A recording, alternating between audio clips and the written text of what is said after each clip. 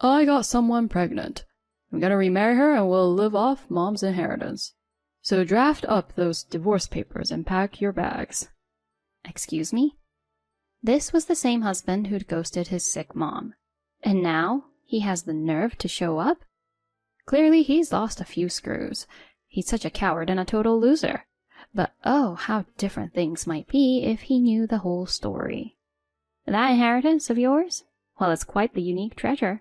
Take good care of what your mom left you. I'm Maya. Hitting the big 5-0. I find myself talking to the TV even when I'm alone. Guess it's just one of those age things. Years back in my vibrant late 30s, I lived with my husband Ken and his mom Mary. Although Mary was technically still married to Ken's dad, Scott, they'd been doing the long-distance thing for years. Given Mary's health, Ken took charge of her medical visits and everyday stuff. That was until I came into the picture, and as a devoted housewife, I stepped up. Mary was a real gem. Our bond was the opposite of those cliché mother-in-law dramas. We were like two peas in a pod. But life took a turn when she had a stroke. Left paralyzed and speech impaired, her zest was gone. She became bedridden. My heart ached, but Ken? He was ice cold. Behind her back, he'd mutter, "Couldn't she have just passed on? This is gonna cost a fortune." Harsh for his own mom, but that was his truth. His visits became scarce, and his apathy was jaw-dropping. When she got discharged, I was out of my depth, being a full-time housewife with zero caregiver chops. Even with limited trips outside, I had to run errands. When I suggested we split the caregiver duties, he's like, "Hold up. You want me to do what?" "Seriously? She's your mom." "Look, I'm out working, and you're here. Shouldn't you handle everything?" "I'm not always home, you know. I do have to go get groceries and stuff." I was floored.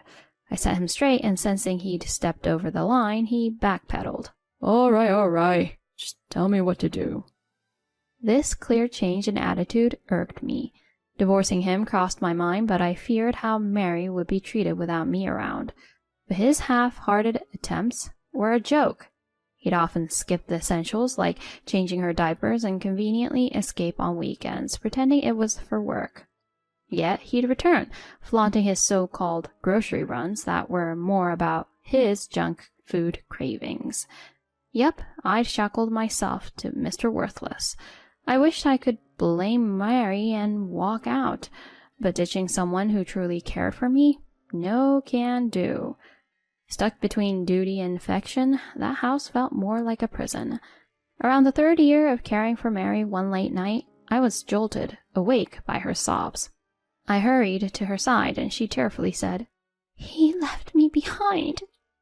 I tried to understand her through her distress.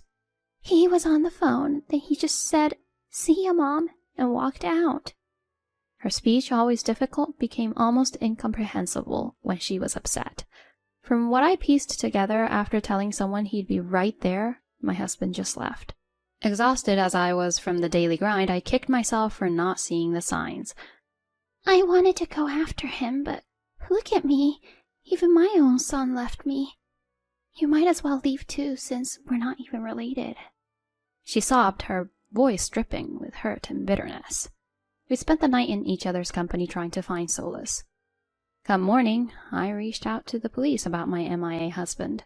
Their take? The grown man, probably stressed, just needed some space.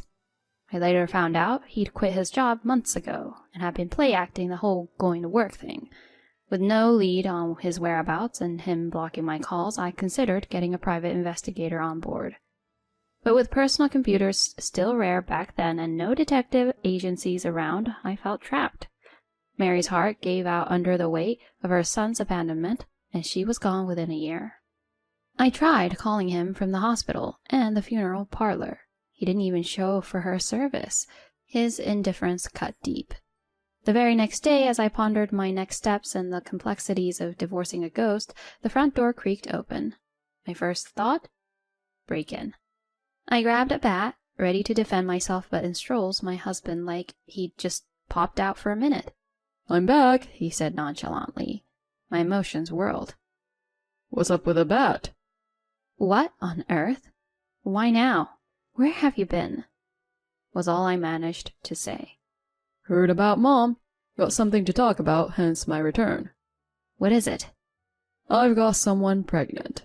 We want to live off Mom's inheritance, so give me a divorce and clear out, he said with a smirk. All I could do was laugh. You're joking, right? What's funny? See, here's the thing. Mary's inheritance, this house included, is now mine. Got her will right here to prove it. He gaped. But I'm her son. And I've been her daughter. Blood ties or not. She always said she valued a caring heart over a son who'd leave her in the lurch. No way. Give me that will. As he lunged, instinct took over, and I swung the bat. It connected. I swear I hadn't planned it. He rushed me, and it just happened. An unfortunate twist in an already twisted tale. Though what I did was painful for him, compared to Mary's suffering, it's just a scratch. To be frank, I could have taken another swing or two with that bat, and it would have still felt warranted. Oh, and heads up, I'm the beneficiary of the life insurance, so you're not getting any of that either. You're kidding, he gasped. Whether from the shock of the news or from his injury, I couldn't tell. Look, it's not that you won't inherit anything. It's just unique. And by the way, Scott passed away before Mary did. I didn't tell you since you were MIA. Wait, so there's some inheritance from Dad? Yes! That could cover the baby bills. Sure, if you consider a dilapidated hoarder's palace an inheritance. Huh? I filled him in on Scott's legacy. Mary had long wanted to escape Scott's control, settling for living separately. Scott, on his own, was helpless. He lived off convenience store food, rarely took out the trash, and started hoarding everything from junkyards and beaches. His home became the talk of the town. It's an old mess of a house, rain pours in, and the floors are giving way. Lately, it's been leaning ominously due to a sinking foundation, prompting complaints to the city. He never dealt with it and died, leaving that disaster behind. Given no other relatives, and with Mary trusting me with all finances, Ken got lucky with his inheritance. What the heck am I supposed to do with this? You could refuse it, but either way, that mess is on you. Cleaning up will cost a fortune. Why did I get stuck with this? It seems like karma to me. Mary didn't despise you, by the way. She once said it's tough caregiving and blamed herself for being such a weight on you. He looked at me, a mixture of shock and realization. That will was made before Scott's passing. Mary, aware of our long caregiving journey, wanted me to financially set in case we broke up. She was clueless about Scott's house. It wasn't about revenge. It just happened. Tears welled in his eyes as he murmured, Mom. He confessed the gloom after Mary's stroke was suffocating. Overwhelmed by caregiver duties and daily pressures, he sought solace in an affair. He called it a misjudgment. He ditched his job and home, planning to dodge his pregnant mistress too. The tale was absurd. More shockingly, her dad was a mob boss. Facing her dad's formidable presence, he got pressured to marry her and bear all costs, from childbirth to relocation. Hence his hopes for Mary's inheritance. So, now what? He sighed. My reply was simple. Karma's a trip, isn't it? In the meantime, I'll wisely use Mary's inheritance. Also, let's get that divorce rolling. After I laid out the facts, Ken, trapped in a marriage with his subordinate, just nodded in agreement. We breezed through our divorce paperwork. Though I urged him to handle his decrepit inherited house, he did nada, even disclaiming that inheritance was too much trouble. But about 6 months in, a big storm partially brought down the hoarder's house. To make matters worse, the wreckage flew around, causing damage and injuries in the neighborhood. Predictably, he had to face damage claims. And since Scott's death, trash had piled up even more.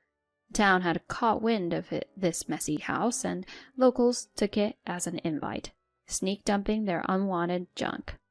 It basically became the unofficial town dump. They even found asbestos. And since no one could prove who brought it, Ken footed the bill. All in all, he owed a whopping $100,000 for trash removal, damage payouts, and my alimony. At first, his second marriage seemed smooth, but when his new wife found out about the house and his slackness in parenting, she was over it.